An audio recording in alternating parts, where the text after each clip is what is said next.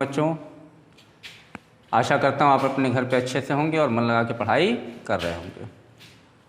आज यूरोप के में राष्ट्रवाद का उदय का अगला टॉपिक है हमारा इटली या इटली का एकीकरण कैसे हुआ, यानी यूनिफिकेशन ऑफ इटली। तो चलिए जानने का प्रयास करते हैं कि इटली का एकीकरण कैसे हुआ और इटली का पुराना इतिहास क्या रहा।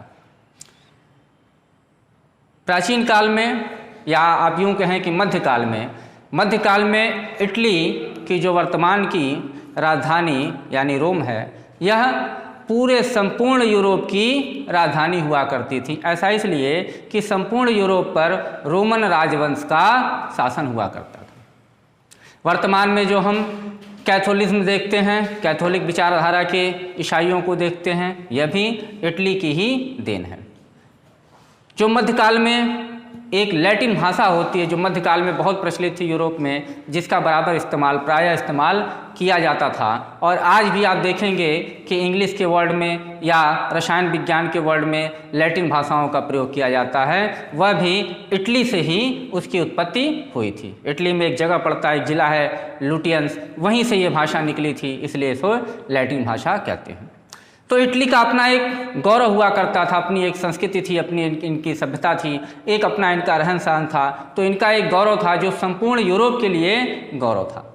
लेकिन बाद में मध्यकाल में ही आगे चल के 17वीं शताब्दी 18वीं शताब्दी में इटली छोटे छोटे टुकड़ों में बंट गया, और इन जो छोटे छोटे राज्यों में अलग अलग राजवंशों का शासन होने लगा, चलने लगा। जैसे हैब्सबर्ग का भी साम्राज्य था, कुछ हिस्सा जर्मनी के कैप्चर में भी था। तो इस तरीके से हर राज्य, जितने भी राज्य थे, इटली उस समय 8 राज्यों में विभक्त था, और इन 8 राज्यों पे अलग अलग राजवंशों का शासन हुआ करता था। लेकिन कहीं ना कहीं ये संस्कृति के आधार पर, अपने पुरानी गौरव के आधार पर ये एक दूसरे के साथ जुड़े हुए महसूस करते थे। इसमें जो सबसे बड़ा कारक निकल के आया, जब नेपोलियन का साम्राज्य अपने चरम पे था, उस दौरान नेपोलियन ने 1796 से लेके 1814 तक इन्होंने इटली पर शासन किया। 1796 से लेके 1814 तक इनका शासन इटली पर चला। इस दौरान इटली पे काफ़ी लंबे समय तक किसी एक राजा के द्वारा शासन किया गया, लेकिन नेपोलियन के शासन को वहाँ पसंद किया गया। लेकिन जब 1814 के बाद नेपोलियन का पतन धीरे धीरे होने लगा, तो इटली में भी कहीं ना कहीं कुछ अलग होने लगा। इसी क्रम में जब फ्रांस में क्रांति होती है, तो उसका प्रभाव इटली में भी देखने को मिलता है। इटली के लोग भी अपने आप को आज़ाद कराने के लिए प्रयास करने लगे, और धीरे धीरे उन्होंने इसको क्रांति के रूप में लाना शुरू कर दिया।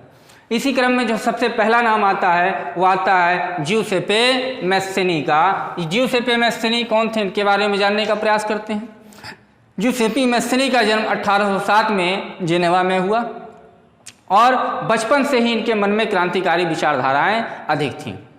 उसी के दृष्टिगत इन्होंने कार्बोनारी एक गुप्त संगठन था, उससे ये जुड़े। बाद में इनको लिगोरिया से बहिष्कृत कर दिया गया। फिर इन्होंने यंग इटली और यंग यूरोप नामक 2 संस्थाएं बनाई, गुप्तचर संस्थाएं बनाई, जिसमें पोलैंड, जर्मनी, फ्रांस आदि जो राज्य थे, आदि जो क्षेत्र थे, उसके युवा बड़े पैमाने पे ज्यूसेप्पे मैस्सिनी के साथ जुड़े। हालांकि इनको मैटरनिख के द्वारा क्रिटिसाइज भी किया गया। मैटरनिख ने इनकी आलोचना भी की, चूँकि उस समय मैटरनिख युग चल रहा था 1815 से लेकर 1848 के बीच में। ड्यूक मैटरनिख का यूरोप के समस्त भूभाग पे एक अलग प्रभाव था, इसीलिए उसको यूरोप का पुलिसमैन भी कहा जाता है। तो ड्यूक मैटरनिख ने ज्यूसेप्पे मैस्सिनी का काफ़ी आलोचना भी किया। दूसरा नाम इसमें आता है काउंट कैमिलो दे काउर का। अब ये काउंट कैमिलो दे काउर कौन थे? ये सर्डिनिया पीटमांड के जो राजा थे, इमैनुअल द्वितीय, उनके ये प्रधानमंत्री थे। तो जब ये गद्दी पर बैठे, प्रधानमंत्री के पद पे ये बैठे, तो ये बहुत बड़े कूटनीतिज्ञ थे, बहुत बड़े डिप्लोमेटिक थे। इनकी कूटनीति इतनी अच्छी थी कि यह एक दूसरे के साथ, जो अपने पड़ोसी राज्य थे या जो सब पड़ोसी राजा होते थे, उनके साथ इनका संबंध बहुत अच्छा था, और परिस्थितियों के अनुसार ये अपने आप को ढाल लेते थे। तो काउंट कैमिलो दे काउर, इनका भी इटली के एकीकरण में बहुत बड़ा योगदान था। अब इटली उस समय कई राज्यों में बटा हुआ था, जैसे सर्डिनिया, पिटमांट, लाम्बार्डी, वेनेशिया, परमा, मोडेना, टस्कनी और पेपल, इस तरीके से सिसिली, इस तरह के से कई राज्यों में यह बटा हुआ था।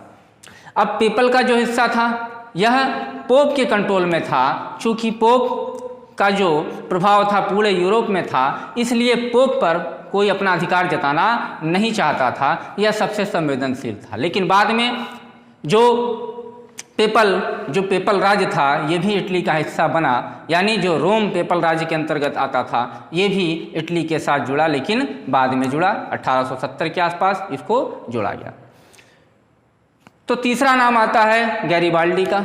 गैरिबाल्डी जोसेफ मैस्सिनी के विचारों से बहुत अधिक प्रभावित थे और गैरिबाल्डी ने अपनी एक खुद की सेना बनाई, लाल कुर्ती के नाम से अपनी एक खुद की सेना बना ली और इस सेना ने इटली के सैनिकों का सहयोग किया इटली के एकीकरण में। इनके द्वारा सिसिली और भूमध्य सागर की तरफ से आक्रमण करके सिसिली और एक दो राज्यों को इन्होंने जीतने का प्रयास किया, जीत के इन्होंने इटली में मिलाया। इनेमुअल द्वितीय जो सर्डिनिया पिटमांट के राजा थे, इनको जब संपूर्ण इटली एक हो गई तो इनको इटली का राजा घोषित किया गया और इस तरीके से 1870 आते आते संपूर्ण इटली का एकीकरण हो गया। तो इटली के एकीकरण में जो मुख्य योगदान रहा जोसेपे मैस्सिनी का, काउंट कैमिलो दे कावूर का, गैरिबाल्डी का और एनेमुल द्वितीय, इन चार लोगों का योगदान बहुत अधिक रहा, जिसमें सबसे अधिक अगर योगदान देखा जाए तो वो मैस्सिनी और गैरिबाल्डी का रहा। कावूर कूटनीतिक व्यक्तित्व था इनका, तो कावूर को ही इटली का, कावूर को चूँकि इनका कूटनीतिक विचारधारा थी, कूटनीति के अंतर्गत इन्होंने इटली को एकीकृत किया, इसलिए काउंट कैमिलो दे कावूर को इटली का बिस्मार्क भी कहा जाता है। जिस प्रकार जर्मनी के एकीकरण का श्रेय बिस्मार्क को जाता है, उन्हीं के नाम पे इटली का एकीकरण का जो श्रेय है वो काउंट कैमिलो दे कावूर को जाता और इन्हीं को ही इटली का बिस्मार्क कहा जाता है। अब आइए जानते हैं इनके कुछ निकनेम भी इनको मिले हुए हैं। गैरिबाल्डी को स्वॉर्ड ऑफ इटली कहा जाता है, यानी इटली की तलवार कहा जाता है। काउंट कैमिलो दे कावूर को ब्रेन ऑफ इटली कहा जाता है। क्यों? क्योंकि ये कूटनीतिक थे, बहुत विद्वान थे, परिस्थितियों के अनुसार अपने आप को ढाल लेते थे, इसलिए इनको ब्रेन ऑफ इटली कहा जाता है। और ज्यूसेपे मैस्सिनी को सोल ऑफ इटली कहा जाता है, इनको इटली की आत्मा कहा जाता है। इन व्यक्तित्वों का इटली के एकीकरण में यानी यूनिफिकेशन ऑफ इटली में बहुत बड़ा योगदान रहा और इस प्रकार सन 1870 आते आते संपूर्ण इटली का एकीकरण हो गया। तो बच्चों, आज हम इस वीडियो में इतना ही पढ़ें। आगे के लिए धन्यवाद।